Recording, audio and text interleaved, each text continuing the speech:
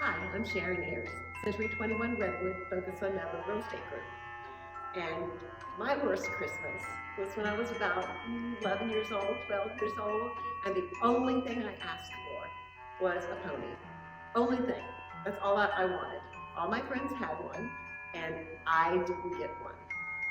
And so the morning of Christmas, I wake up, of course, early, and I go to the living room. It's not the living room. I go and look in the front yard, it's not the front yard. I went to the backyard, it's not the backyard. I went and got the key to the shed. I opened up the shed. It wasn't in there either. So I thought, maybe it's in my stocking. Maybe it's at the stable with all my other girlfriends' ponies, and that's where it is when they're either. So I went to my bedroom and I stayed there all day long. Didn't even open up a gift. It was a very sad Christmas. Am I still over it? Good morning. It's time for me to talk about my best Christmas gift ever. And to do that, I have to show you a few things. Right now, everybody's asleep except for the dogs who are just outside. So I'm gonna take a minute and show you my tree. Right here, when I was a little girl, my grandmother used to decorate her tree. And when The Wizard of Oz came out, of course, it was absolutely wonderful. So these ornaments date back to the 1950s. We'd always decorate the tree with the Wizard of Oz. Fast forward, when I met my husband in 1998, we were down on the Outer Banks at the Christmas store, and I saw these ornaments here. And I happened to mention how beautiful they were with the Wizard of Oz, because they reminded me of my grandmother's ornaments on the other side of the tree. Eric, unbeknownst to me and only dating him for about 2 months, went ahead and ordered those ornaments, had them shipped back up to Northern Virginia, and had them under the tree for our very first Christmas when we were dating. Needless to say, I thought he was a keeper.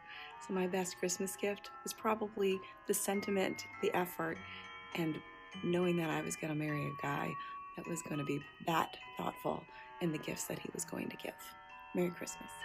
Hi, it's Lynn. Happy holidays. So my favorite gift growing up, I was probably about, I think I was like 9 or 10, and my older brothers and sisters, I'm the youngest of 5, had gotten my older sister and I a rabbit. And my parents didn't know, my grandmother didn't know, my grandmother lived with us.